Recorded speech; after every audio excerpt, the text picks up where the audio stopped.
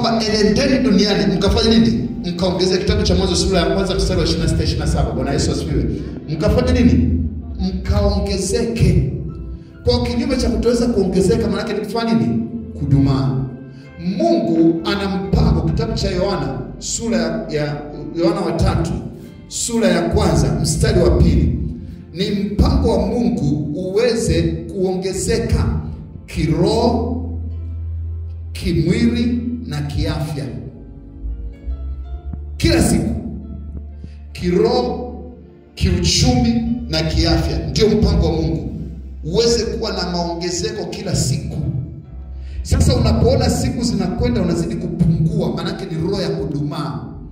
Au uko pale pale. Sasa kuna roho mbili. Kuna roho ya kurudi nyuma, hii ni nyingine. Lakini kuna roho ya kudumaa. Kama imefika hatua sasa hakuna jipya.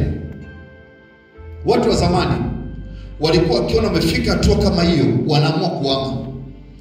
Hakuna jipya wanaweza kufanya. Hakuna jipya linaweza kutokea kwenye maisha. Lakini sio mpango wa Mungu kwamba watu waweze kudumaa. Wana wa Israeli waliendelea kukua siku hadi siku mpaka kufika nchi ya Kanaani. Au kudumaa. Mpendo katika Bwana, mtu aliyedumaa kama ni magonjwa, sio ugonjwa mmoja na kuwa 10 mengine, aendi mbele kwa namna yoyote. Mtu aliyedumaa kiuchumi ni mtu ambaye kama alikuwa mwaka jana ombaomba, mwaka huu bado ni ombaomba, mwakani pia bado anaendelea kuwa ombaomba. Naomba uwe na uchungu ndani ya moyo wako. Kwa sababu sio mpango wa Mungu mwanadamu yoyote adumae. Tanzania, baadhi ya mikoa, udumavu ni 40%. Manake mtoto unampa chakula chote, anenepi, akui. Yesu asifiwe. Amedumaa. Wengine wana utapiamlo, anapata kitambi baada ya kukua. Kwa amedumaa na bado ana utapiamlo.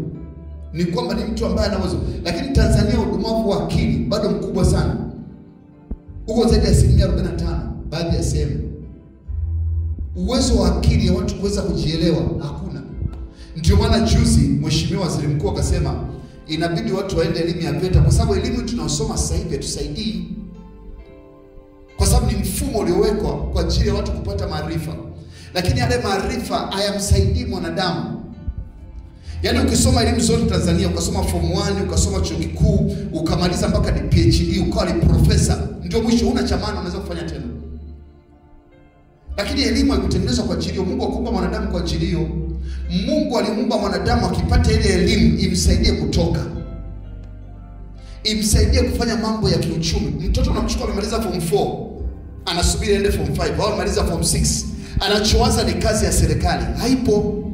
Ndio mfumo ambao umedanganywa huo. Anachowaza ni kazi ya kuajiriwa. Haipo. Wafanyakazi wa serikali hawazidi 600,000, 700,000 katika milioni 60. Kwa hiyo mfumo unadumaza, unakufanya usiweze kufikiria nje ya box.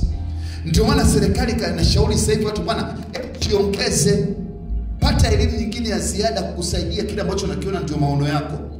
Elimu ya msingi ya sekondari ni ya muhimu, lakini elimu ya ujuzi na maarifa wa mambo fulani ni ya muhimu zaidi. Ndio kuondoa kudumaa. Ndio maana unaweza kukuta mtu amesoma kilimo chuo kikuu cha Sokoine. Chuo kikuu cha kilimo Tanzania ni Sokoine. Miaka 5 au 4. Ana hata shamba kwa miaka zaidi ya 20. Anasubiri aachiliwe. Kwa nini? Akili imedumaa, haina kipya. Lakini kuna mtoto ambaye hajawahi kwenda hata shule, yuko Kariakoo, anafanya biashara ya mabilioni. Maana kwamba kuna kitu kina tatizo.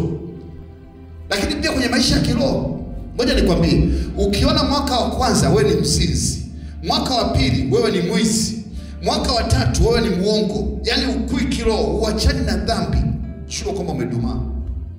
Hakuna kinachoendelea katika maisha yako.